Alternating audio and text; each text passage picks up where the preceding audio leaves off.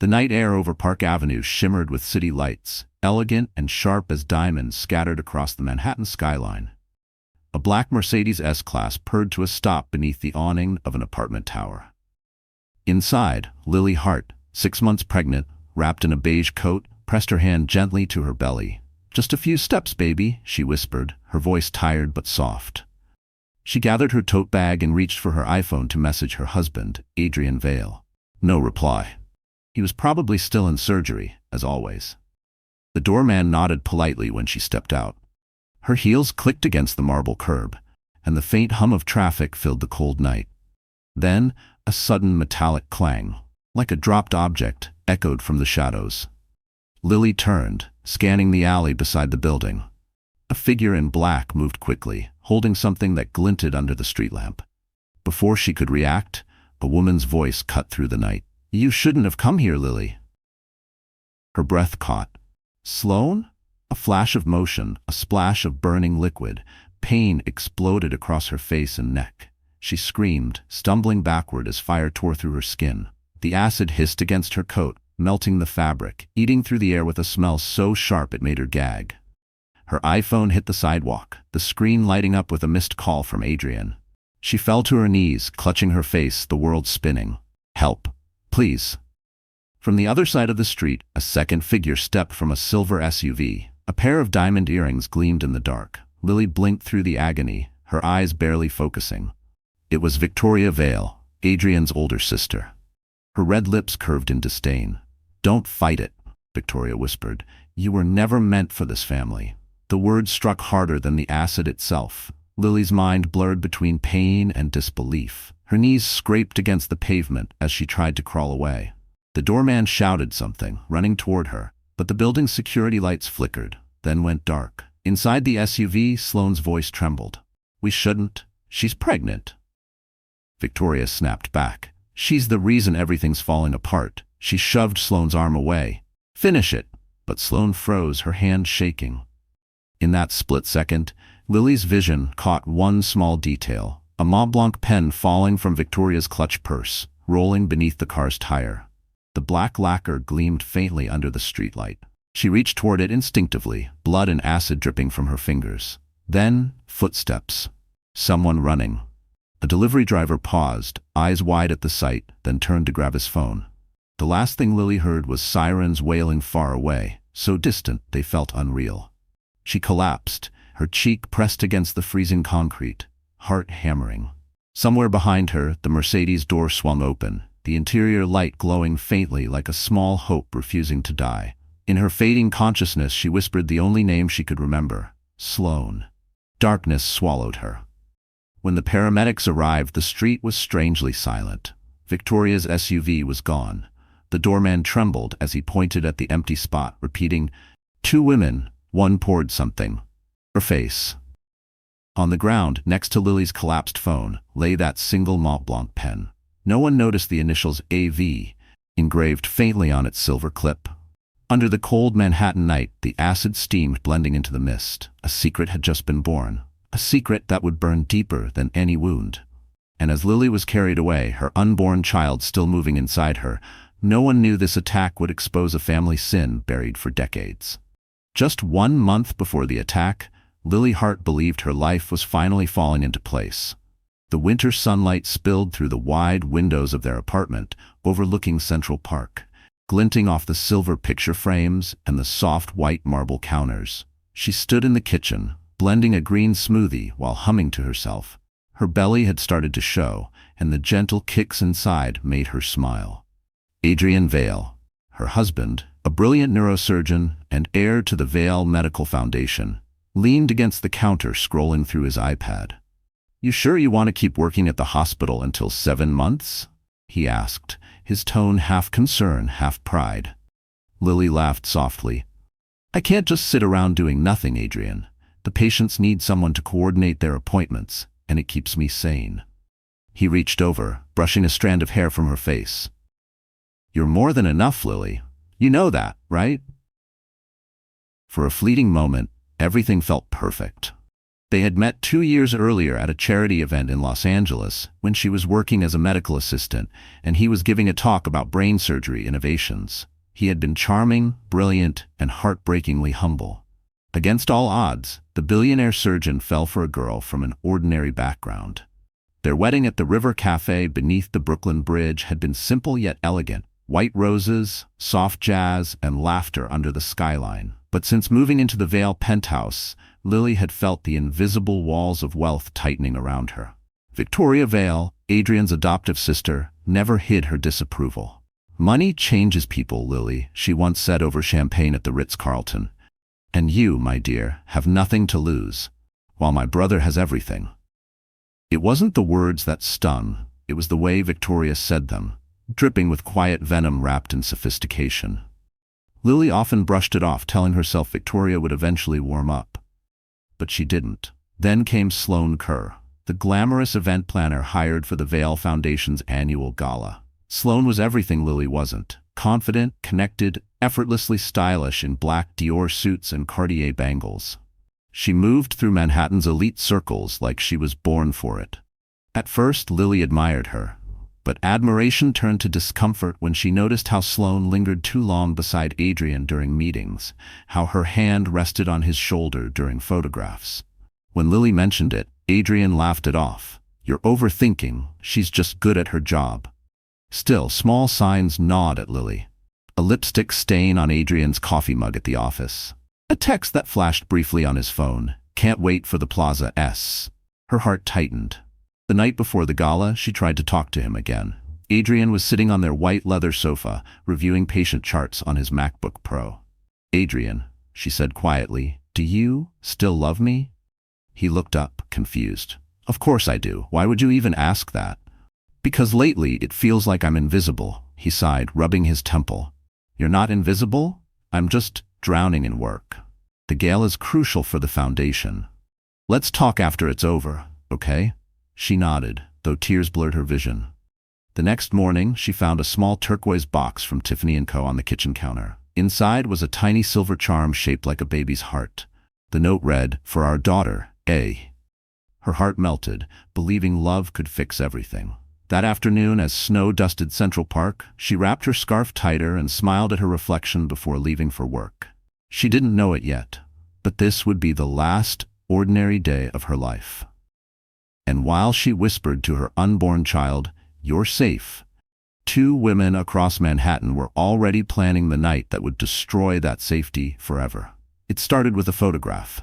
Lily was at her desk at New York Presbyterian Hospital, finalizing patient schedules when her coworker Jenna slid her phone across the counter. "You've seen this, right?" Jenna's tone carried both pity and hesitation.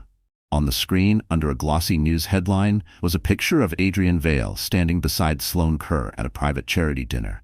He was leaning slightly toward her, smiling, too warmly, too familiar. The caption read, "Dr. Adrian Vale and event planner Sloane Kerr, Manhattan's new power duo?" Lily's throat went dry. "That was last night's donor preview," she murmured. "He told me he was at the hospital." Jenna winced. "I'm sure it's nothing, Lily. You know how tabloids twist things." But deep down, Lily knew. The way Adrian's hand rested lightly on Sloane's back.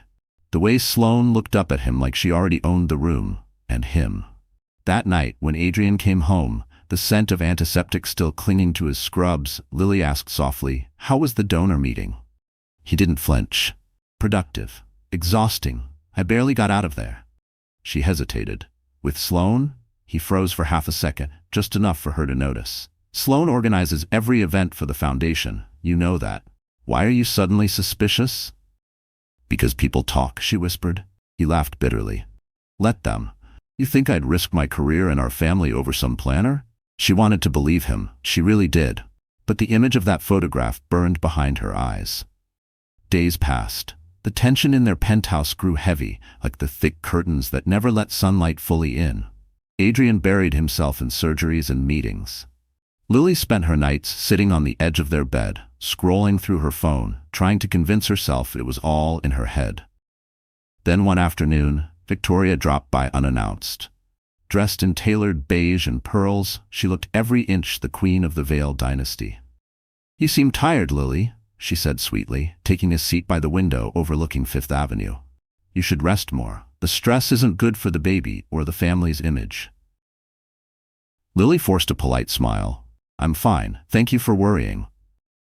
Victoria's gaze lingered. Just remember, dear, not everyone who smiles at your husband has good intentions. Something in her tone made Lily's stomach twist. Do you mean Sloane? Victoria's lips curved slightly. You're clever. Don't let that girl ruin what little place you've carved for yourself here. And with that, she left, her perfume lingering like poison in the air.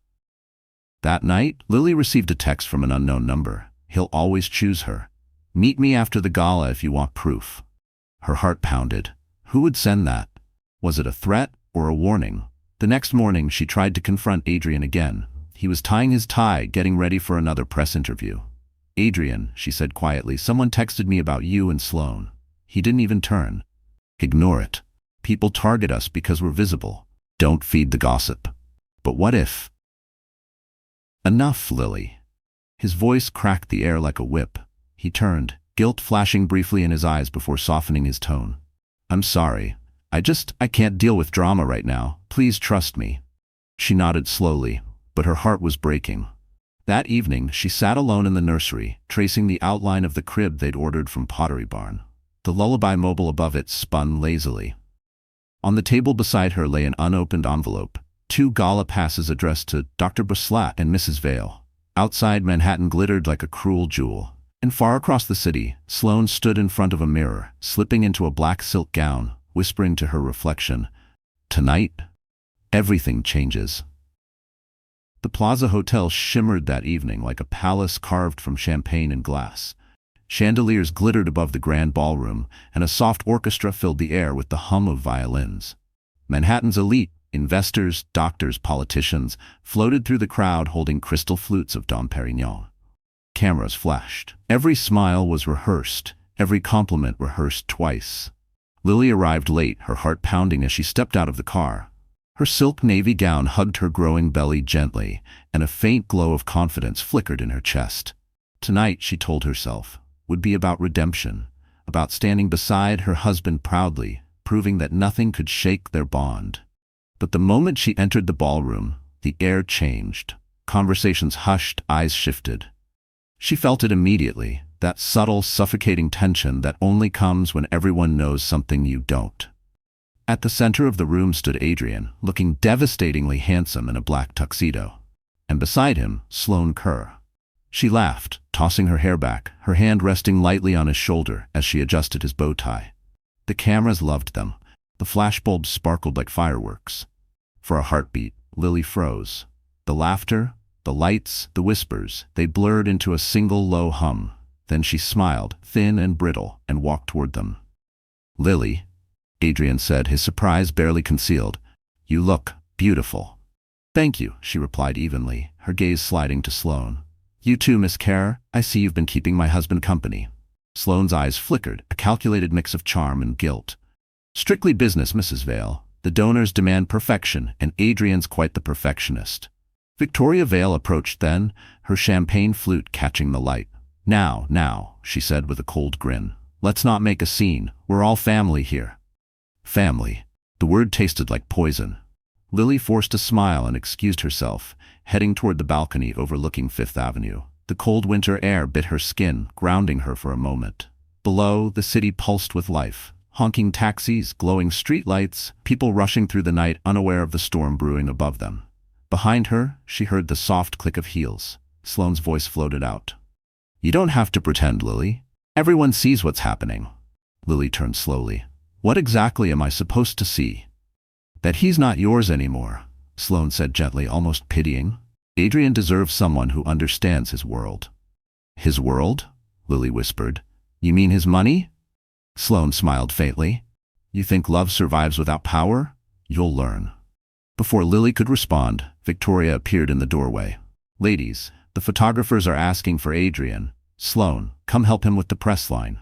Sloane gave a polite nod, leaving Lily alone with Victoria. Don't look so shocked, dear, Victoria said, her tone dripping with false sympathy. These things happen in our circle. The sooner you accept your place, the less painful it will be. Lily's eyes burned. My place? I'm his wife, Victoria. Victoria leaned closer, her perfume heavy and suffocating.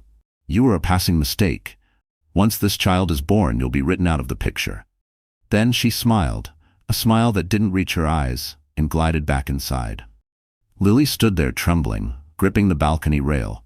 Her phone buzzed in her clutch. A message from an unknown number appeared. Stay after the gala if you want to know what they're hiding. Don't tell anyone.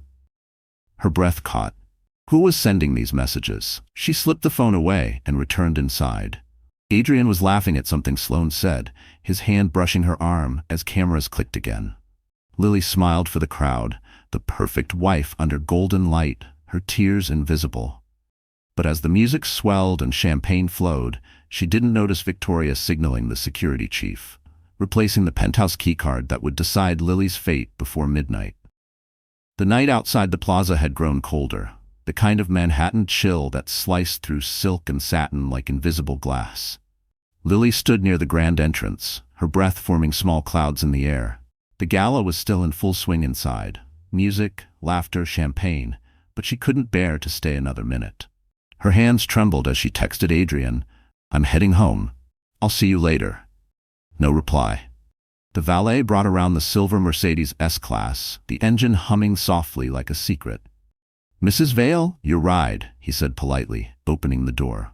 She thanked him and sank into the leather seat, feeling the weight of exhaustion, betrayal, and quiet dread press against her chest. As the car glided down Fifth Avenue, the city lights flickered across her reflection. She looked pale, almost ghostly, in the tinted window. Her mind replayed every word Victoria had said. You were a mistake. Once this child is born, you'll be written out. A sharp pain struck her stomach. The baby kicked hard.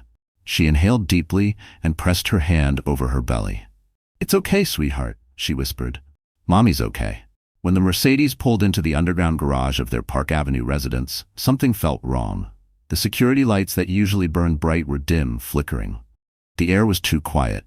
Her driver, Mark, frowned. That's strange, he muttered. The cameras should be on. He stepped out first, scanning the shadows. Stay here, Mrs. Vale, I'll check. But Lily hated waiting. She unbuckled her seatbelt and stepped into the cold garage. Her heels clicked against the floor. The metallic scent of oil and concrete filled the air. Mark, she called. No answer. Then she heard it. A faint shuffle, quick footsteps echoing. Before she could turn, someone grabbed her arm. A woman's voice hissed, You should have stayed quiet, Lily. Lily froze. That voice. It couldn't be. Sloane? She breathed. Sloane stood in the half-light, her black coat glinting under the dim bulb. Her eyes were wide, almost feverish. In her gloved hand, she held a silver thermos. Please, Lily stammered. You don't understand. Sloane's lips trembled. You don't belong in his life. You don't belong in his world. He was mine before you came along. No, Lily shouted. You're being used, Sloane. You don't even see it. From behind them came the sound of heels clicking sharply. Victoria's voice slid into the darkness like a blade. Finish it. Sloane hesitated. Victoria, she's pregnant. I said finish it, Victoria snapped. Or I will.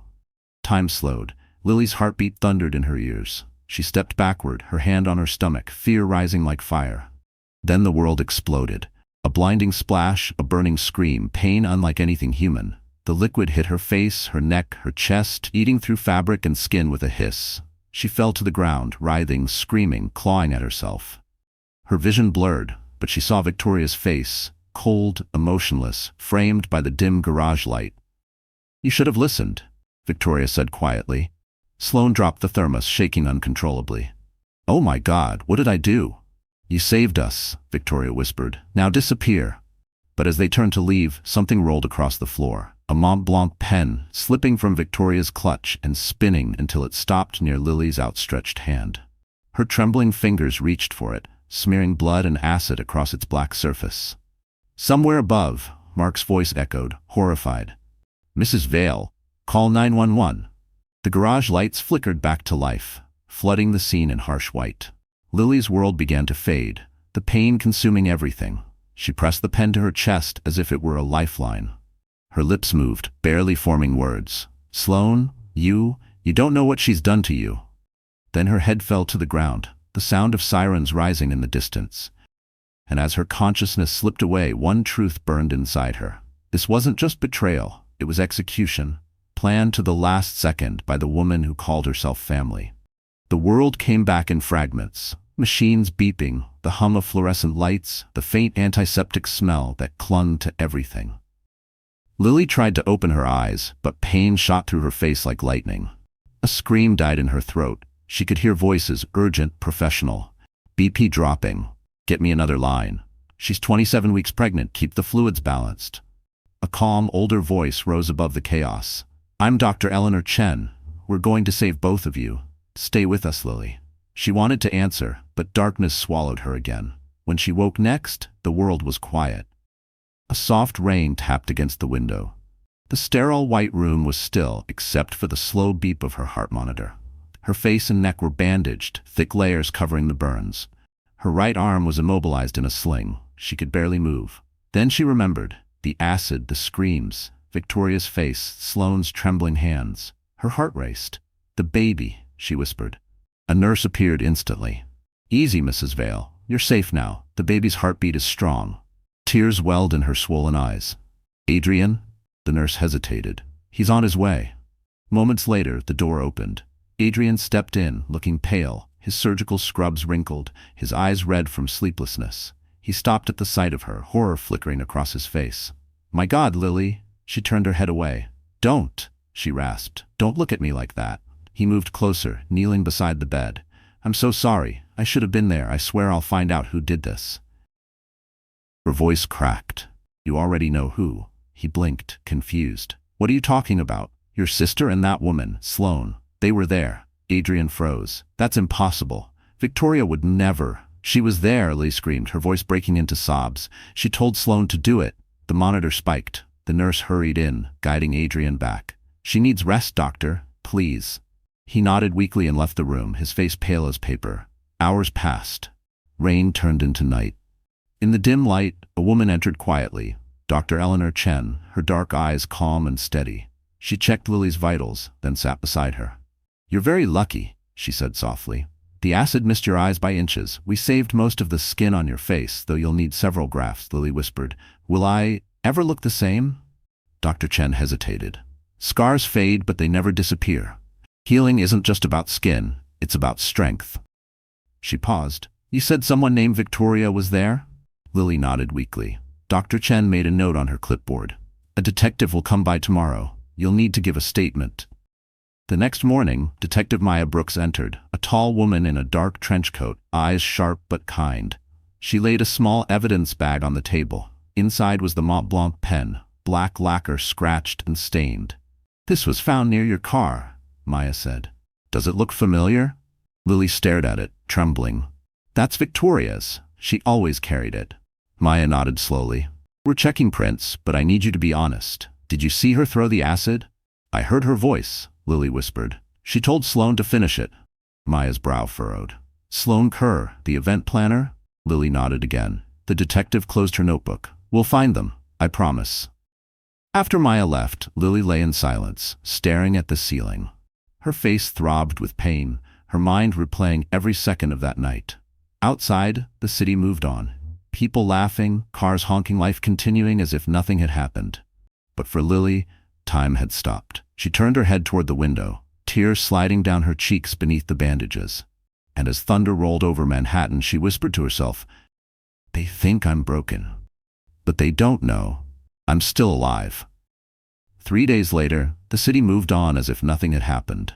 But in the glass tower that bore her family's name, the Vale Foundation, Victoria Vale was already rewriting the narrative. Her office on the 48th floor overlooked all of Manhattan. Central Park stretched below like a carpet of green, while the skyline glittered with a cruel kind of beauty. A Tiffany clock ticked softly on her marble desk. She wore a charcoal Dior suit and pearls, her posture flawless, her tone calm. Release a statement, she instructed her PR chief. Call it a random street attack. We'll express sympathy, but not speculation. The woman nodded. And the police? Victoria's lips curved. The footage is already gone. Those cameras were overdue for maintenance. Behind her, 2 framed photos rested on the shelf. One of her and Adrian as children, smiling in the garden of their Long Island estate, and another of her shaking hands with the governor at a medical charity gala. Between them sat a small crystal figurine, engraved, "Family above all." She stared at it for a long time. Then her assistant buzzed in. "Dr. Val is here." Adrian entered, looking disheveled, eyes darkened from sleepless nights. "Why did you lie to the press?" he demanded. "The police said the security feed was wiped before they arrived. You control the building's systems, don't you?" Victoria's voice was ice. "You're upset. You're not thinking clearly." "My wife is in a burn unit," he shouted. "Someone poured acid on her, and I know you're hiding something." She rose from her chair slowly. "Watch your tone, Adrian. I've protected this family since the day Father died. I won't let some girl from nowhere destroy us." He blinked in disbelief. "You call her some girl? She's carrying my child." "Exactly," Victoria snapped. "A child that will bear our name. And she doesn't deserve it. That woman's existence is a scandal waiting to happen. You'll thank me when this blows over." Adrian took a shaky step back. "You sound insane." She smiled faintly. "You'll see. Everything I do is for the Vale legacy."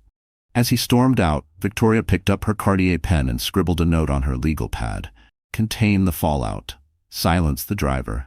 Later that evening she met Sloane at a private rooftop bar in Soho.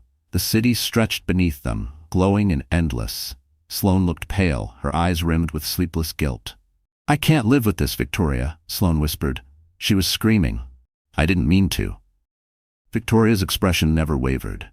"You'll be fine. I've paid off the security staff, and the police have no evidence. You'll take a short vacation, Europe perhaps. Stay quiet until I tell you otherwise." Tears spilled down Sloane's cheeks. "You said it would just scare her."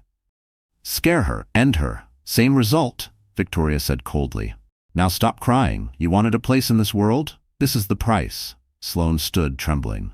"I'm done. I'm leaving Manhattan." Victoria leaned back, her eyes narrowing. "If you disappear, I'll make sure the police find your fingerprints on that thermos. Remember who you owe, dear." Sloane's breath caught. She backed away, shaking, then hurried into the elevator. When she was gone, Victoria turned her gaze to the skyline, her reflection merging with the city lights. She whispered to herself, "Weakness is a luxury I can't afford." Across town, in the burn ward, Lily stirred from sleep as Detective Maya Brooks spoke quietly to Dr. Chen in the hallway. "We traced a purchase of industrial-grade acid to a supplier linked to Sloane Kerr's event company," Maya said. "The order was placed with a corporate card belonging to the Vale Foundation." Dr. Chen's face hardened. "So it wasn't random?" "No," Maya replied. "It was planned." In that moment, Lily heard the faint echo of Victoria's voice in her dreams. "Family above all." Her hands clenched beneath the blanket, and as dawn broke over Manhattan, Lily swore silently that one day, the empire Victoria built on lies and cruelty would burn just as she had. The first time Lily dared to look at herself was 12 days after the attack. Dr. Eleanor Chen stood beside her hospital bed, her voice calm but firm. "You're healing well. It's time to see." Lily hesitated. The nurse handed her a small mirror. Her hands trembled as she lifted it slowly, bracing herself. The reflection hit her like a punch.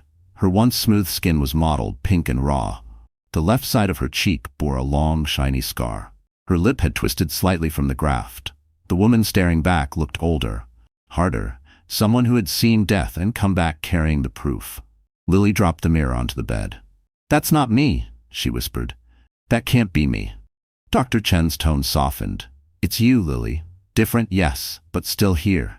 You survived what was meant to end you." Tears blurred Lily's vision. "Adrian hasn't even come back in 2 days. Maybe he can't stand to look at me." "He's overwhelmed," Dr. Chen replied gently. "But you can't wait for someone else to make you whole. Healing is yours to claim." The words lingered after the doctor left. That evening, when the room grew quiet, Lily opened a small cardboard box left on her bedside table. No card, no name, just the Amazon logo. Inside was a book, Women Who Run with the Wolves. On top of it, a note in neat handwriting read, "For when you forget who you are." She pressed the book to her chest and sobbed silently. The next morning she forced herself to sit upright. The nurse helped her walk to the window. Outside, Manhattan stretched endless and uncaring. Life moved fast, but she felt trapped in slow motion. Later, Detective Maya Brooks stopped by carrying a coffee from Starbucks. "You look stronger," Maya said.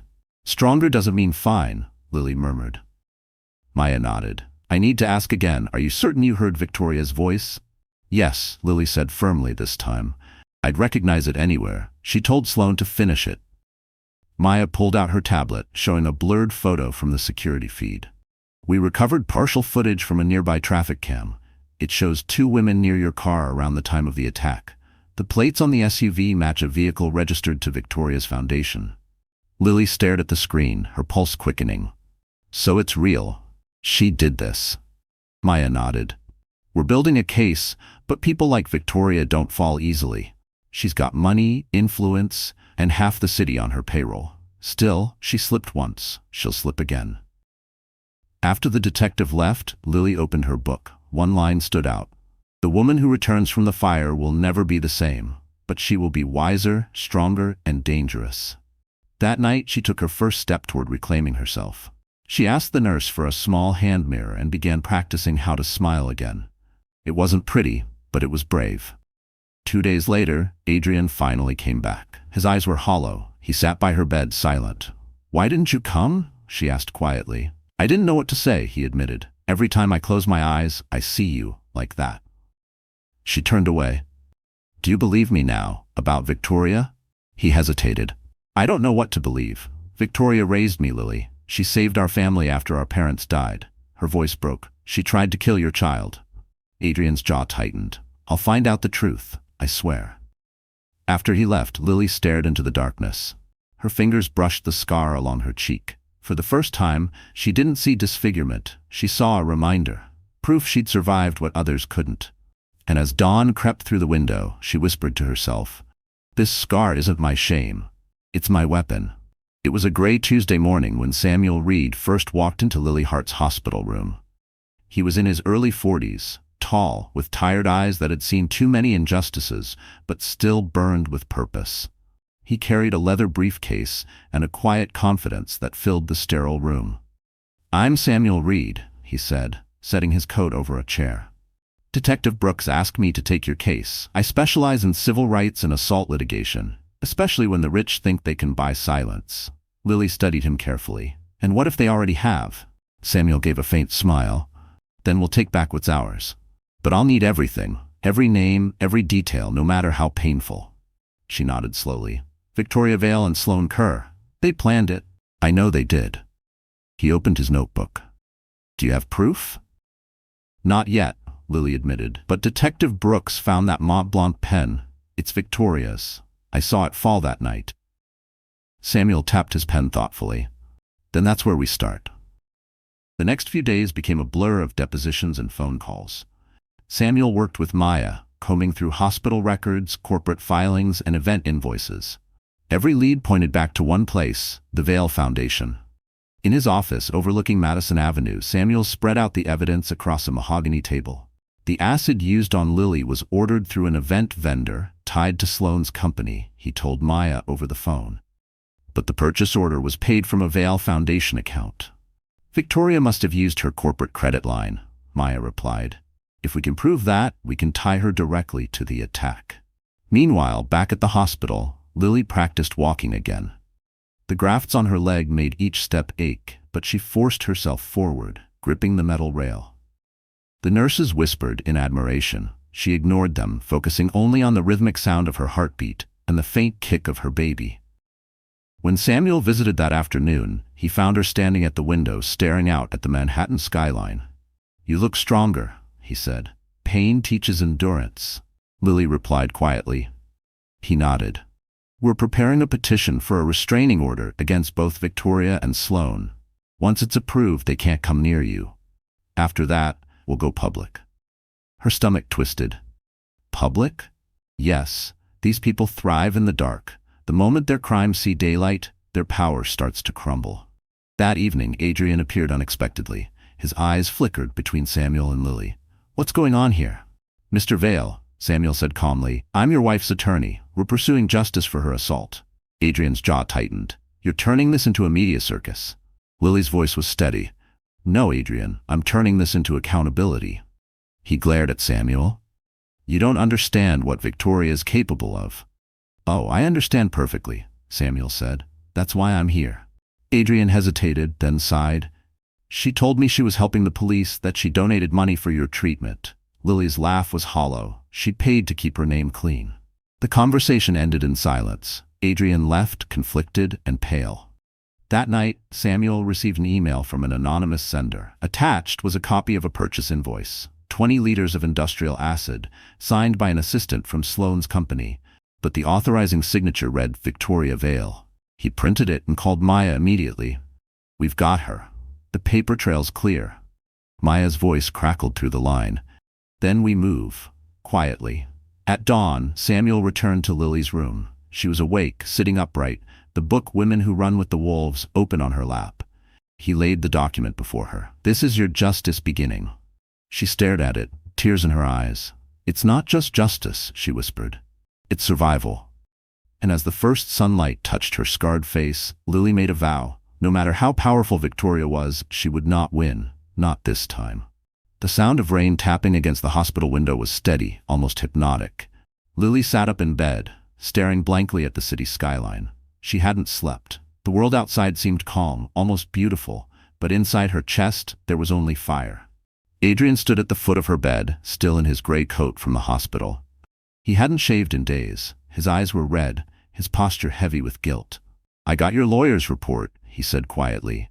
"Victoria's name on the purchase order. It doesn't make sense." Lily looked up, her voice flat. "It makes perfect sense. You just don't want to see it." He rubbed his temple. "She's my sister, Lily. She raised me when our parents died. She's the reason I got through medical school." "She's also the reason I almost died," Lily said coldly. "She stood there, Adrian. I heard her voice." He looked away, pacing the room. "If she did this, why would she leave so many traces? Victoria's not reckless." "Because she didn't think you'd ever believe me," Lily said softly. "That's her power, your loyalty." For a moment, silence filled the room. The rain outside grew heavier. Adrian finally turned back to her, his face pale. "I need proof before I confront her. I need to know the truth." Lily shook her head. "You already do." He left soon after, his shadow long and defeated in the doorway. The air felt colder when he was gone. Later that evening, Detective Maya Brooks arrived. She placed a sealed envelope on the table. "Preliminary lab results came in," she said. "The Mont Blanc pen has partial prints, 2 sets. One belongs to Victoria Vale, the other." Lily's heartbeat quickened. "Whose?" Maya hesitated. "Yours." Lily frowned. "Mine?" "She must have planted it to blur the chain of evidence," Maya explained. "Classic move. It'll slow the warrant process, but we'll get there." Lily slumped back, exhausted. "She's playing chess while I'm just trying to stay alive." Maya leaned forward. "Then it's time you start playing too." When Maya left, the nurse brought Lily dinner. Chicken broth and mashed potatoes, but she barely touched it. Her phone buzzed on the tray. An unknown number flashed across the screen. She hesitated before opening the message. It read, "You don't know what you're part of. Stop digging before someone else gets hurt." Her stomach twisted. She showed the phone to Samuel Reed, who arrived minutes later. "They're watching me," she said. Samuel glanced at the message, his jaw tightening. "Then we're closer than we thought." He opened his laptop and pulled up a spreadsheet. "We found something new. Sloan Kerr's company, Emerald Events, received $500,000 from the Vale Foundation 2 weeks before the attack." The memo line said, "Consulting fee." "That's your smoking gun." Lily stared at the screen. "So Sloan took the money to do it." Samuel's eyes darkened. "Maybe. Or maybe someone made her believe she had to." The next day, Adrian showed up again, this time different. His suit was pressed, his voice calmer, almost rehearsed. "Victoria wants to see you," he said. Lily's blood ran cold. "Why?" "She says she wants to apologize. Clear the air." Lily laughed bitterly. "She wants to measure how much I remember." Adrian's gaze flickered with uncertainty. "Please, Lily, just one conversation. For me." She turned away. "If she steps within 10 feet of me, I'll have her arrested." His expression hardened. "You're turning this into war." "It already is," she said quietly. "She declared it when she tried to erase me." He left without another word. That night, as Lily lay awake, she heard her own pulse echoing in her ears. The rain had stopped, but the city hummed like a machine. She whispered to herself, "If he can't protect me, I'll protect myself." Her phone buzzed again, this time a different message. "You deserve to know the truth about Sloan. Check your husband's files." Lily sat up, her hand trembling as she reached for her iPad. She opened Adrian's shared cloud account. Folder after folder of medical files appeared, until one stood out, labeled Private Kerr. She opened it. Inside were genetic test results, marked confidential. Her eyes widened as she read the words. DNA match, 49.8%. Relationship half-sibling. Her breath caught in her throat. Adrian's mistress wasn't just another woman. Sloane Kerr was his sister, and the person who knew that secret longest was Victoria. The document trembled in Lily's hands. The hospital lights above her hummed faintly, the room suddenly colder. She reread the words again and again, but they didn't change. DNA match, 49.8%. Relationship, half-sibling. Her vision blurred. Her heart pounded so hard she thought her stitches would tear. Sloane Kerr, the woman who had destroyed her face, her marriage, her peace, was Adrian's sister. Not a mistress, not a rival, but blood. A strangled sound escaped her throat. She pressed her hand to her mouth, gasping for air. The betrayal wasn't just an affair, it was a lie wrapped in tragedy. When Detective Maya Brooks arrived that morning, Lily didn't waste time. She handed her the iPad, her voice shaking. "You need to see this." Maya's furrowed as she read the results. "Where did you get this?" "Adrian's files," Lily said. "He's been hiding it. Maybe he didn't want to believe it, or maybe Victoria didn't want him to." Maya nodded slowly. "If this is true, it changes everything. He's off. Victoria must have known. She's the only one with access to the Vale family archives." Lily gripped the blanket tightly. "She used that secret to destroy me, and to control both of them." Later that afternoon, Adrian walked into her hospital room. He looked wrecked, dark circles under his eyes, tie askew, his hands trembling slightly. "Lily," he said quietly, closing the door behind him. "We need to talk." She didn't look up. "About your sister?" He froze. "You know." "I found the DNA report." Her voice was cold, steady. "You knew for how long?" He exhaled slowly.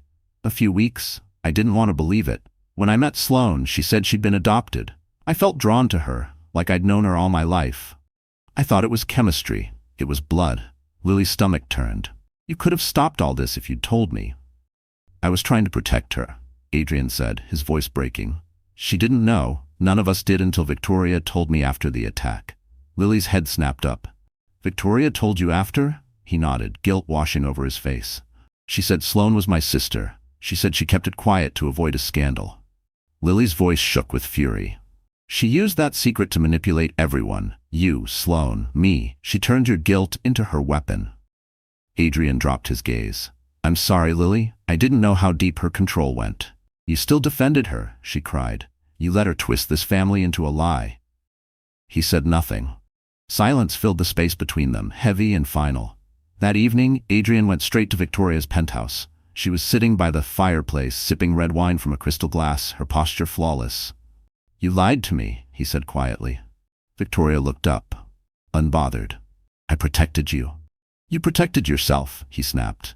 "You used Sloane's bloodline to keep your power. You let Lily suffer. You let me think," his voice cracked, "that I'd betrayed my wife." Victoria stood, her tone sharp. "You did betray her. Emotionally, morally, does it matter? Lily never belonged here, Adrian. She's weakness you can't afford." His eyes hardened. "No, the real weakness is you." Victoria laughed softly. "Be careful, brother. Don't forget who rebuilt your empire after father's death." "I remember exactly who you are," he said, "and so will the police." For the first time, her smile faltered. "You wouldn't dare." "Try me," he whispered, then walked out. Meanwhile, across town, Maya called Samuel Reed. "We've got a motive." Victoria knew the family's secret and silenced anyone who threatened it. Samuel replied, "Then it's time to expose her. We'll file charges in the morning." Lily couldn't sleep that night. She lay awake, her fingers tracing the scar on her face. She whispered to her unborn child, "Your father's blind, but I'm not. I'll protect you from all of them." And somewhere in her gut, Lily knew. When Victoria's empire finally fell, it wouldn't be the law that brought her down. It would be truth, spoken by the woman she tried to destroy. The next morning, the rain over Manhattan gave way to a low gray mist. Inside his office, Samuel Reed poured himself a bitter cup of coffee and stared at the stack of documents on his desk. The financial forensics team had worked through the night. Now the pattern was clear.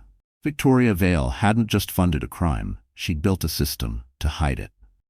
He called Detective Maya Brooks immediately. "I found it," he said.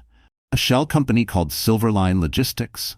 On paper, it transports medical equipment. In reality, it funnels money from the Vail Foundation into Sloan Kerr's event company. How much money are we talking? Maya asked. $500,000 transferred the week before the attack, Samuel said grimly. And another $250,000 2 days after. That's hush money, Maya muttered. She's cleaning up. Meanwhile, at NYU Langone, Lily sat in her room, hands on her belly, listening to the rhythmic beat of her unborn daughter's heart through the monitor. She could feel her baby's kicks stronger now, a sign of life fighting through pain. Dr. Eleanor Chen entered with her usual calm grace. You're improving faster than expected, she said softly. Maybe it's time you went home. Lily looked out the window, watching the city move below. Home, she repeated, her voice empty. That word doesn't mean much anymore. Dr. Chen touched her shoulder gently. Then give it a new meaning. Later that afternoon, Samuel arrived with a folder under his arm. We've got Victoria cornered, he said, sitting across from her. These transfers prove she used the Foundation's funds to buy the acid. We just need a warrant. Lily's fingers tightened on her blanket. Will that be enough to arrest her? Samuel sighed. With money like hers? Maybe. But she'll drag it out. We need something she can't bury, like a witness. As if on cue, Maya entered the room. We might have one. She placed a small flash drive on the table. The security guard from your building finally cracked. He said he was paid to stay silent. He gave us this backup footage from his personal dashcam. Lily's heart leapt. Does it show them? Maya nodded. It shows 2 women near your car that night. One matches Sloane's profile. The other? Taller, wearing a coat identical to Victoria's. It's not crystal clear, but it's damning. Samuel smiled faintly. This could force the DA's hand. But Lily's relief was short-lived. Later that night, as she lay half asleep, her phone buzzed. A text from an unknown number appeared again. You think you've won? Check the news in the morning. The next day, her face was everywhere. On tabloids, on gossip sites, on morning shows. Billionaire surgeon's wife fakes attack to frame family, screamed one headline. Another read, sources claim pregnant woman's story unstable. Lily's blood ran cold. Her picture, her bandaged face, was plastered beneath lies. Samuel stormed into the hospital minutes later, slamming his phone on her tray. Victoria's PR team leaked a false narrative overnight. They're calling you delusional, saying you did this to yourself for money. Lily felt the air leave her lungs. She's turning the world against me. Maya's voice hardened. Then we turn it back. That evening, Maya and Samuel met in her office downtown. We're filing for a subpoena, Samuel said. If we can trace the acid purchase directly to Victoria's account, it's game over. Maya opened a folder. Already ahead of you, the supplier's warehouse in Long Island just confirmed they delivered the order to a temporary address. Guess whose name was on the delivery receipt? Victoria Vail, Samuel finished. No, Maya corrected. Sloan Kerr. But the payment came from Silverline Logistics. Samuel's eyes narrowed. Victoria's ghost signature. She used Sloane's name to hide her own trail. The pieces were falling together.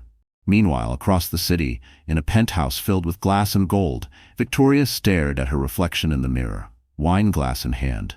Her assistant entered nervously. The police called, ma'am. They want to question you again. Victoria smirked. Let them. The public already believes me, and as long as Sloane keeps her mouth shut, they'll never touch me. But outside her door, Sloane Kerr stood frozen, hearing every word. Her face pale, her hands shaking. She whispered to herself, I can't do this anymore. And in that single breath, Sloane decided, if Victoria wanted her silence, she'd soon regret ever demanding it. 2 weeks after the scandal exploded online, the air in Manhattan felt heavier, colder, crueler. Lily Hart had been released from the hospital, though her body still ached with every step. She moved slowly, wrapped in a soft gray coat, her face covered by a silk scarf. Every reflection, store windows, car mirrors, felt like a challenge she wasn't yet ready to face. Samuel Reed arranged a discreet apartment for her on the Upper West Side. It wasn't the penthouse she once shared with Adrian. It was smaller, quieter, but it was hers. A safe place to rebuild. Dr. Eleanor Chen visited often, checking her healing grafts. You're progressing well, she said, gently adjusting Lily's bandages. Your scars are mending, and so is your strength. Lily nodded. The scars are fine, she murmured. It's the silence that hurts more. Every night, she scrolled through the headlines that painted her as manipulative, unstable, deceitful. Victoria's PR empire had buried her alive in lies. Even Adrian had gone quiet. He hadn't called in days. Until one afternoon, there was a knock at the door. When she opened it, Adrian stood there, rain-soaked, exhausted. He looked at her as if searching for a ghost. "Can I come in?" he asked. She hesitated, then nodded. The air between them was tense, fragile. He glanced around her modest apartment, the simple furniture, the faint smell of coffee. "I never wanted it to end like this," he said quietly. "But everything's spiraling. Victoria's losing control of the board. Investors are asking questions about the missing foundation funds." Lily crossed her arms. "Then maybe the truth is catching up to her." He met her eyes. "And to me." She said nothing. After a long pause, he pulled out a small velvet box and placed it on the table. Inside was her wedding ring, cleaned, polished, shining under the dim lamp. "You left this at the hospital," he said. "I thought you'd want it back." Lily stared at it but didn't touch it. "That ring doesn't mean the same thing anymore." Adrian's voice cracked. "You think I knew what Victoria did? That I wanted this?" "I think you looked away," she replied. "And looking away is the same as helping her." He flinched. Silence stretched. Finally, he said softly, "I'm trying to fix it. I've been gathering documents from the foundation. If we can prove she redirected funds, it'll end her career. Maybe her freedom." Lily looked up sharply. "You're turning against her?" He nodded. "I have to. She's gone too far. And Sloane," her voice sharpened. "What about Sloane?" He sighed. "She's missing. Vanished. Victoria says she flew to Paris, but the airline confirmed she never boarded. I think Victoria's hiding her." Lily's pulse quickened. "Then Sloane's the key. She knows everything." Adrian reached into his coat and handed her a flash drive. "These are the financial records. Samuel needs them. I can't be seen with him. Victoria's watching me." He turned to leave, pausing at the door. "I'm sorry, Lily, for everything." She didn't respond until the door closed. Then she sat down, the flash drive heavy in her palm. That night, she opened her laptop, loading the files, numbers, transactions, offshore accounts, proof of Victoria's empire built on fraud and blood. As she studied the data, her reflection appeared faintly on the laptop screen. The scar down her cheek caught the glow of the monitor like a thin line of light. Her pain began to harden into resolve. She picked up her phone and dialed Samuel. "I have the evidence," she said, "and I'm done hiding." The next morning, she dressed deliberately. A black coat, dark lipstick, hair tied back neatly. When she caught her reflection in the mirror, she didn't see a victim anymore. She saw a woman reborn through fire. And when she stepped out onto the Manhattan street, the chill didn't bite anymore. For the first time, it felt like power. The next morning, the winter light washed Manhattan in shades of silver and gray. Lily Hart sat across from Samuel Reed in a quiet cafe near Lincoln Square, a soft hum of jazz floating through the air. Her scarf was pulled high, hiding most of her scar. Yet her eyes, clear, fierce, unbroken, no longer belonged to a victim. Samuel placed her latte on the table. "You're early," he said with a small smile. "I didn't sleep," she replied. "I kept thinking about Sloane. If Victoria really has her hidden, she might be terrified. Or worse." Samuel leaned forward. "Then we find her. But before that, there's someone who wants to meet you. Someone who might help us take Victoria down." Lily frowned. "Who?" He glanced toward the door. A man entered, tall, elegant, late 30s, dressed in a dark wool coat and a gray cashmere scarf. His movements were calm, calculated, the kind that came from years of living in boardrooms and battles. "Lily, this is Logan Pierce," Samuel said, "CEO of Pierce Biomedical. He used to sit on the Vale Foundation board until Victoria forced him out." Logan extended a hand. "It's an honor to meet you, Mrs. Vale. I've been following your case." She hesitated before shaking it. "Then you know what she did to me," he nodded. "And I know what she's still doing. Victoria's laundering money through fake research grants. She's silencing whistleblowers. The media won't touch her. She owns half their ad revenue." Lily's expression hardened. "Then we make them listen." Logan smiled faintly. "That's exactly why I'm here." He pulled out a small black folder from his briefcase. Inside are board communications. Emails showing Victoria ordering the transfer of foundation funds to private accounts. I kept them when she tried to ruin my career. Samuel opened the folder, scanning the pages. "This is enough for a financial crimes investigation. If we leak this to the right outlet. Not yet, Logan interrupted. She'd bury it in an hour. You need something visual, something no PR team can twist. Lily looked between them. Like what? Appear publicly, Logan said simply. Take back the narrative. You're not the woman who was attacked. You're the woman who survived. Let the world see your face, your voice. Tell your story before she can rewrite it again. The idea hit her like electricity. You want me to face her publicly? Yes, Samuel said quietly. At the Bright Futures Gala next month, Victoria's hosting it at the Plaza. It's the Val Foundation's biggest event of the year. Lily's chest tightened. The same ballroom where she'd last seen Victoria and Sloane. The place where her world had ended. She took a slow breath. If I walk in there, it won't be as Adrian's wife. It'll be as the woman she tried to erase. Logan nodded. Then you'll have every camera on you. And so will she. When we drop the evidence that night, she won't be able to hide. Lily stared into her reflection in the cafe window. Outside, snow began to fall lightly over the city. Her heart pounded, but for the first time it wasn't fear, it was purpose. Later that afternoon she met Dr. Chen for her final checkup. The doctor smiled warmly. You've come so far, Lily. You're strong enough for whatever's next. I'm not sure about strong, Lily said softly, but I'm ready.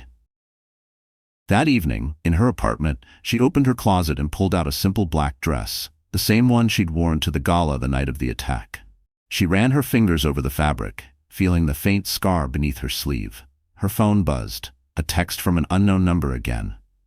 If you step into that ballroom, you won't walk out alive. Lily stared at the screen, her pulse racing. Then she typed back. I already survived once. I can do it again. And as the city lights reflected off the snow, Lily Hart made her decision. She would return to the plaza, not to relive her pain, but to end Victoria Vale's empire for good. The week before the Bright Futures Gala, Manhattan seemed to pulse with anticipation. Every magazine headline spoke of it, the Vale Foundation's grand return, the city's most exclusive charity event. But behind the glitter and publicity, Lily Hart and her small circle of allies were preparing for war. Inside Logan Pierce's private office overlooking Park Avenue, Lily sat across from Samuel Reed and Detective Maya Brooks. A digital map of the Plaza ballroom glowed on the screen before them.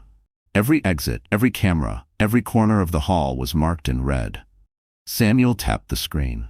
We'll place our contact from Channel 9 near the media pit.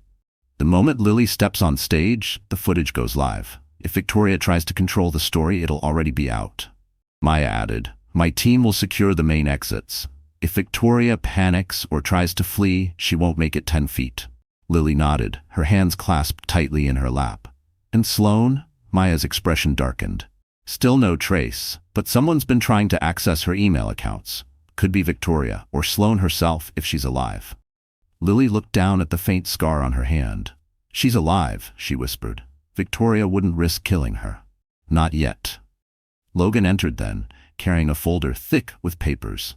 The financial documents are ready, he said. Transfers, invoices, falsified research grants. It's all here. When we drop this, it won't just ruin Victoria. It'll expose every politician and investor she's paid off. Samuel raised an eyebrow. That's going to make us a lot of enemies. Logan smiled faintly. Enemies are inevitable when you threaten power. Later that night, Lily sat by her apartment window, staring at the Manhattan skyline. The city glowed like 1,000 secrets waiting to be uncovered. She thought of the woman she used to be, soft, trusting, easily silenced. That woman was gone. Her phone buzzed. Adrian's name lit up the screen. For a long moment, she hesitated before answering. Lily, his voice was low, tired. Victoria knows something's coming. She's restless. She's tightening her circle. You're in danger. I've been in danger for months, she said. You just didn't see it.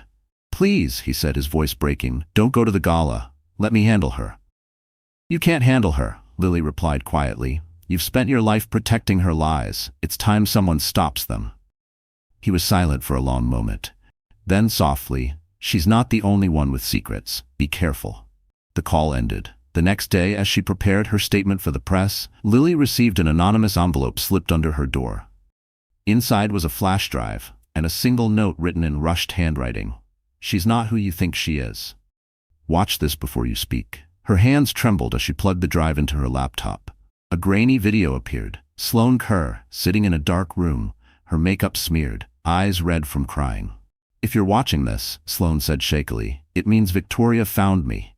She's been lying to everyone. I didn't throw the acid. I wanted to stop it, but she threatened me. She said she'd destroy me like she did Adrian's mother. Please, Lily, believe me." The video ended abruptly. Lily stared at the blank screen, her heartbeat thundering. "Oh my God," she whispered. The truth was bigger, darker than she'd imagined. She called Samuel immediately. "I have proof. Sloane's alive. Victoria set her up." Samuel's tone was urgent. "Then we have everything we need. Bring it to the gala. It ends tomorrow night." That evening, Lily stood before the mirror in her small apartment, fastening the same diamond earrings she had worn on the night of the attack. Her reflection was stronger now, her eyes filled with calm fury. She whispered to herself, "Tomorrow, I take back my name." Outside, the city's winter wind howled through the streets like a warning.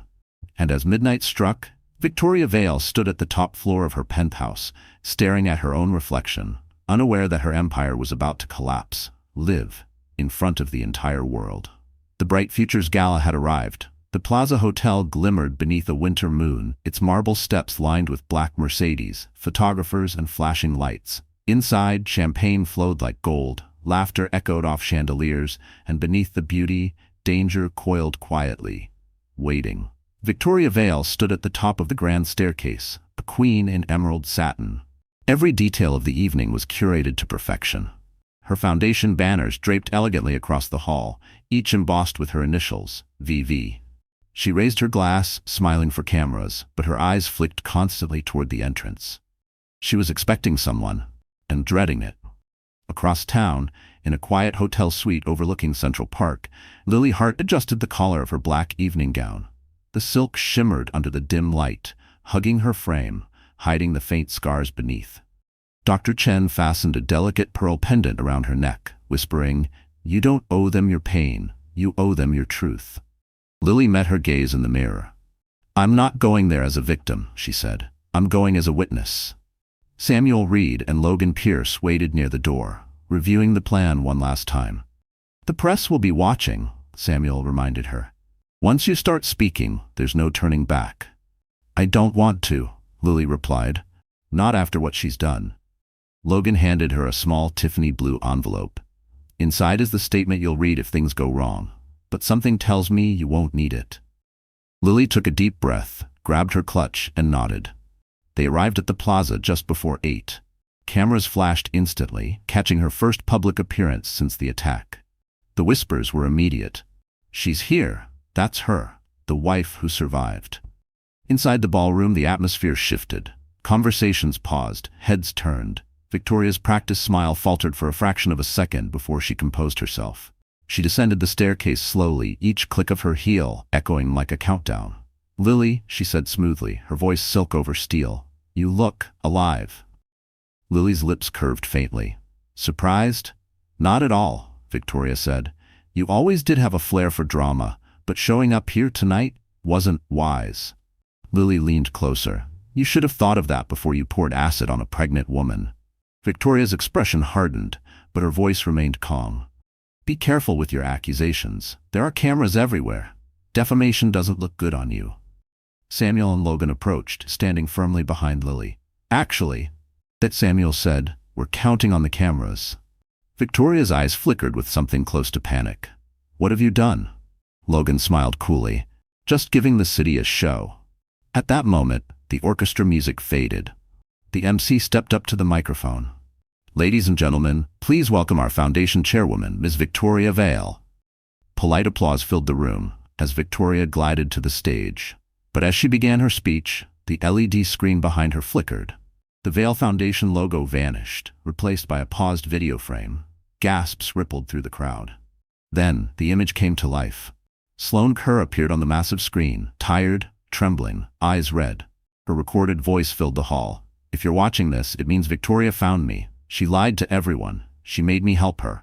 I never meant to hurt Lily. Victoria forced me. She said she'd kill me if I refused." Chaos erupted. Guests whispered, phones lifted, flashes exploded. Victoria's composure cracked. "Cut the feed," she screamed. But Logan's team had already locked the AV system. The screen shifted again to show bank statements, signatures, and the Vail Foundation's fraudulent transfers. Lily stepped forward, her voice steady despite her pounding heart. "This is the woman you trusted. This is what she built her empire on: violence, manipulation, and lies." Cameras swarmed around her. Security guards rushed toward the stage. Victoria shouted over the noise, her voice trembling. "You think anyone will believe you? You're nothing but a scarred face and a sob story." Lily met her gaze with icy calm. "Maybe, but this scar tells the truth.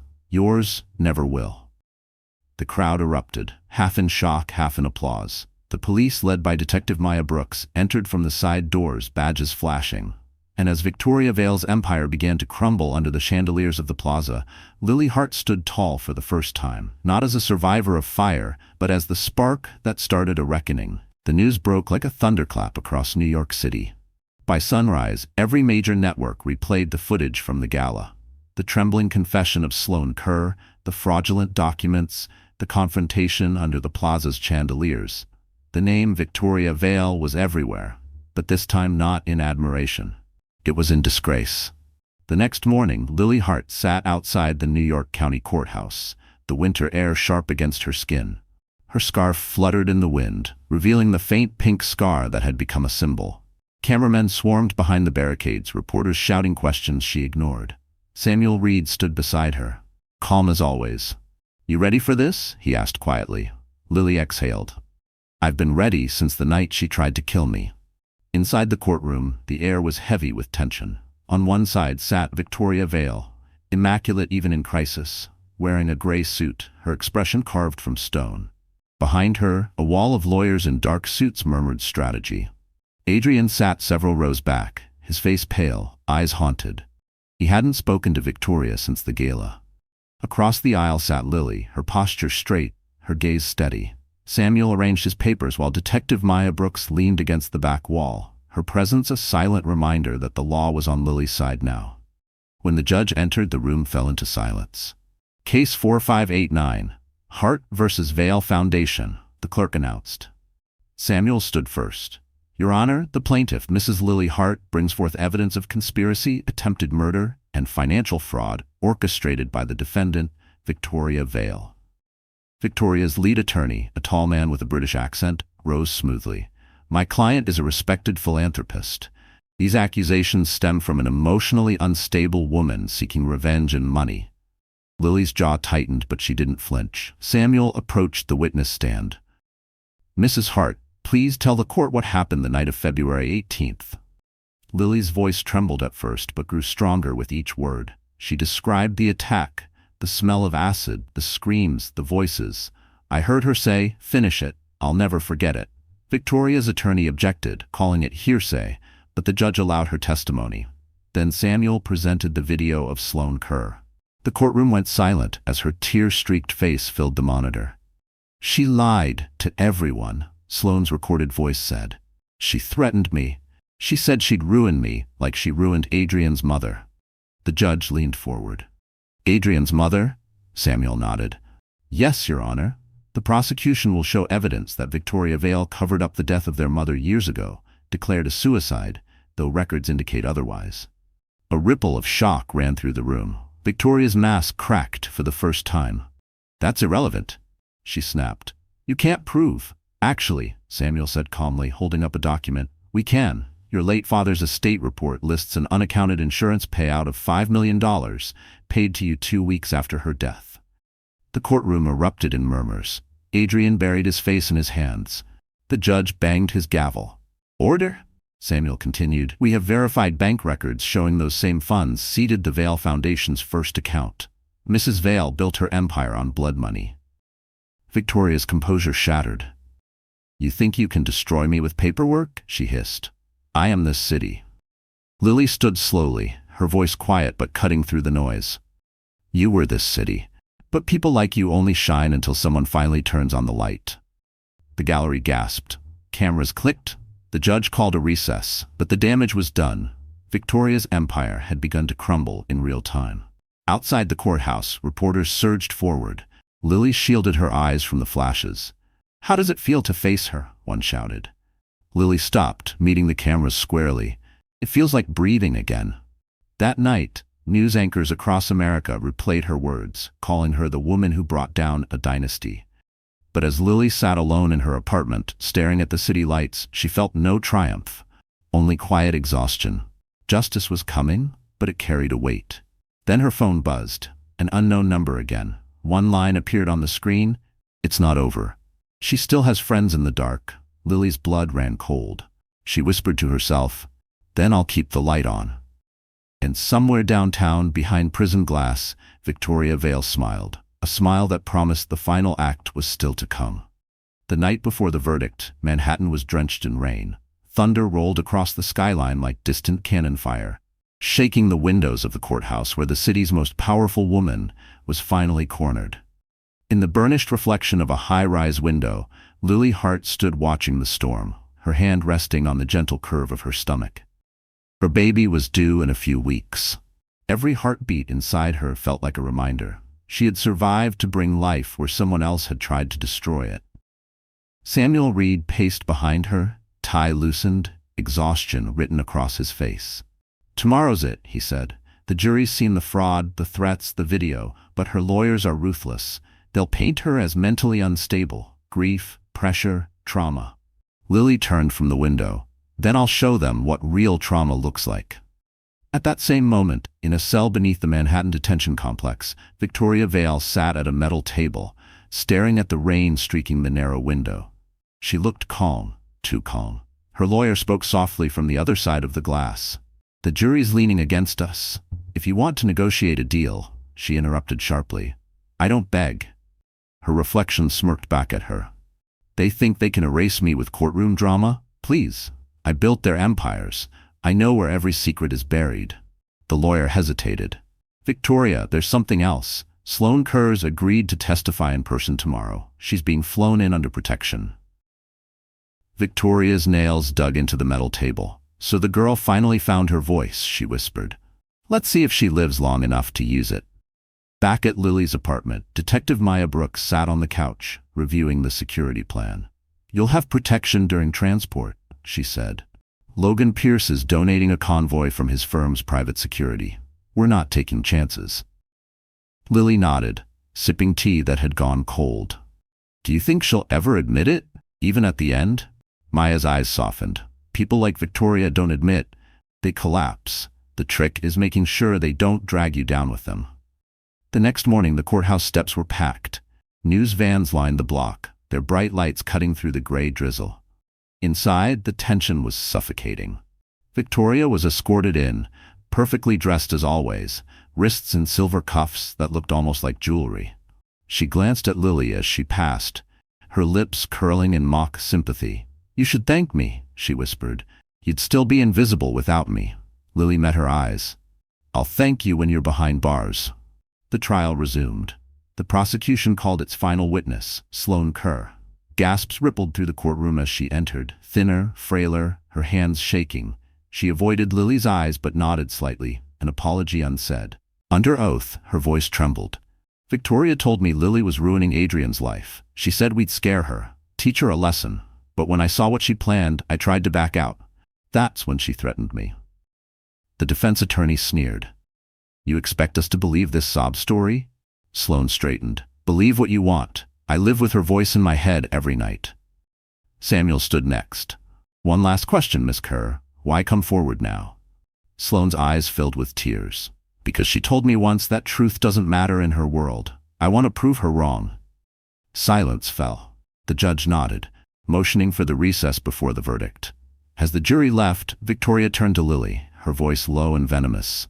"Even if I lose, you'll never win. People forget victims. They only remember the powerful." Lily leaned forward, whispering back, "Then I'll become powerful enough to remind them." When the jury returned hours later, the world seemed to hold its breath. The foreman rose, paper trembling slightly in his hands. "On the count of conspiracy to commit assault, guilty. On the count of financial fraud, guilty. On the count of attempted murder, guilty." A collective gasp. Cameras flashed like lightning. Victoria didn't blink. She simply smiled, cold, calculating. "Enjoy your victory, Mrs. Hart," she murmured as officers moved to escort her out. "It's lonelier than you think." Lily watched her disappear down the aisle, chains glinting under the courtroom lights. Her knees felt weak, but her spirit stood unbroken. And as the rain cleared over Manhattan, Lily Hart realized she hadn't just won a case. She had reclaimed her name, her child's future, and the right to stand unafraid in the city that once tried to bury her. The morning after the verdict, the sky above Manhattan was impossibly clear. The storm had passed, and sunlight spilled through the tall windows of Lily Hart's apartment. For the first time in months, she could breathe without feeling the weight of fear pressing on her chest. Yet the silence was strange, too calm, too empty. She stood by the window, a cup of tea growing cold in her hands. Below her, Central Park glistened with dew. The city that once felt cruel now looked almost merciful. Behind her, a soft coo broke the quiet. Her daughter, tiny, perfect, alive. Dr. Eleanor Chen had visited that morning, bringing flowers and a warm smile. "You've done the impossible," she said, adjusting the blanket over the baby's crib. "You survived the fire and walked out carrying life. That's not just survival, Lily. That's rebirth." Lily smiled faintly. "Sometimes I still wake up expecting the pain to be there. The fear, her voice." Dr. Chen squeezed her hand. "Scars fade, but power stays. Use it." After she left, Samuel Reed arrived with Detective Maya Brooks. Both looked tired but relieved. Samuel set a thick folder on the counter. "It's over, officially," he said. "Victoria Vale will serve 25 years without parole. The DA's office is seizing her assets. The Vale Foundation will be dissolved." Maya added, "You did what no one else could. Stood up to the richest woman in the city and won." Lily took a deep breath. "It doesn't feel like victory. Just peace." Samuel nodded. "Peace is rare. Hold on to it." A few hours later, a knock echoed through the apartment. Logan Pierce stood in the doorway, holding a white envelope and a bouquet of lilies. "Permission to come in?" he asked gently. She smiled. "You don't have to bring flowers every time you visit." "I do when they're symbolic," he said. "Lilies for resilience." He handed her the envelope. Inside was a proposal letter on crisp stationery. Heart and Hope Foundation, in partnership with Pierce Biomedical. Lily looked up in surprise. "You're serious?" "Completely," Logan said. "You've become a symbol for survivors everywhere. With your name, your story, and my funding, we can build something that actually matters. Free reconstructive surgeries, trauma support, legal aid for victims of violence." She hesitated, emotion catching in her throat. "You're offering me the empire Victoria tried to destroy." Logan smiled softly. "No, I'm offering you one she can never touch." Later that evening, Lily walked through Central Park with her daughter in a stroller, the city glowing gold in the sunset. Strangers recognized her. Some nodded respectfully, others whispered, but no one looked with pity anymore. She wasn't the victim now. She was the woman who fought back. As she crossed the bridge, her phone buzzed. A message from Adrian appeared. "I heard about the foundation. I'm proud of you. I don't expect forgiveness, but I hope someday our daughter knows her father tried to make it right." Lily read it twice, then typed slowly, "Be the man she can be proud of." "That's enough." She put the phone away, breathing in the crisp air. When she returned home, she placed her daughter in the crib and sat at her desk. The faint glow from her laptop illuminated a framed photo, her wedding day, back when she still believed in fairy tales. She turned it face down. Then she began typing her first press statement as founder of the Heart and Hope Foundation. "For every woman told to stay quiet, for every scar hidden under fear, this is for you. We heal. We rise. We rebuild." Tears welled in her eyes, but they weren't from sadness. They were the kind of tears that cleanse what the world tried to burn. Outside, the city lights shimmered across the skyline, brighter than ever. And as Lily lifted her daughter into her arms, she whispered, "They thought they could break me, but they only taught me how to rise higher." A full year had passed since the night Lily Hart stood beneath the chandeliers of the plaza and tore down a dynasty built on cruelty. Seasons had turned, scars had healed, and Manhattan now whispered her name with reverence instead of pity. Lily Hart, the woman who rose from fire. The morning sun streamed through the wide windows of her new office on Fifth Avenue. The golden letters on the glass door read Heart and Hope Foundation. Inside, sunlight reflected off white marble floors and photos of survivors, smiling, alive, unafraid. The space smelled faintly of coffee and fresh lilies. Lily stood at her desk, finishing an email to the city's health department about expanding burn recovery programs. The sound of laughter echoed from the hallway where a group of young volunteers were unpacking supplies. The place was alive, vibrant, filled with purpose. Dr. Eleanor Chen entered carrying a file. "The first round of free reconstructive surgeries is approved," she said warmly. "Your stories changed the entire conversation, Lily. Hospitals across the state are calling." Lily smiled. "Good. Let's keep it that way. No woman should have to fight this battle alone." Moments later, Logan Pierce appeared at the doorway. He wore a charcoal suit, a Mont Blanc pen clipped to his pocket, his usual calm confidence in place. "You have a full house downstairs," he said. "Reporters, sponsors, 2 senators, and a camera crew from NBC. You ready for your first anniversary gala?" Lily chuckled softly. "After everything we've survived, I think I can handle a few cameras." Logan studied her for a moment. "You really rebuilt yourself from nothing." She met his gaze. "No," she said gently. "I rebuilt myself from everything they tried to destroy." Later that evening, the gala began at the River Cafe, the same venue where she once believed in fairy tales. The view of the Brooklyn Bridge glittered in the distance, reflected in the calm water below. Guests mingled beneath soft lights strung between the rafters. It wasn't a night of luxury, it was a night of healing. Survivors stood side by side with doctors, advocates, and artists, every face glowing with quiet strength. When Lily stepped onto the small stage, applause filled the room. Cameras flashed, but this time she wasn't running from them. She welcomed them. "Exactly 1 year ago," she began, her voice steady and clear. "I thought my life was over. I had lost my face, my faith, my dignity. But what I learned is that pain doesn't end us. It remakes us. Every scar I carry reminds me that survival is louder than fear." The audience was silent, hanging on every word. She continued, "The Heart and Hope Foundation isn't about my story. It's about every woman who was told she'd never recover, every man who was told to stay silent, every child who saw cruelty and thought that was normal. We're here to prove that love, justice, and truth burn brighter than hate ever will." Tears shimmered in the crowd. In the back of the room, Adrian Vale stood quietly, hands in his pockets. He hadn't spoken publicly since the trial. When their eyes met, she saw remorse, not for her forgiveness, but for himself. She nodded once, a gesture of peace. He nodded back and slipped away, leaving her world for good. As the night drew to a close, Logan joined her on the terrace overlooking the river. The city lights danced on the water, and the cold air smelled of rain and new beginnings. "You did it," he said softly. Lily shook her head, smiling. "We did it." She looked out at Manhattan, the city that had broken and rebuilt her. "They tried to erase me, Logan, but now my name stands for something real."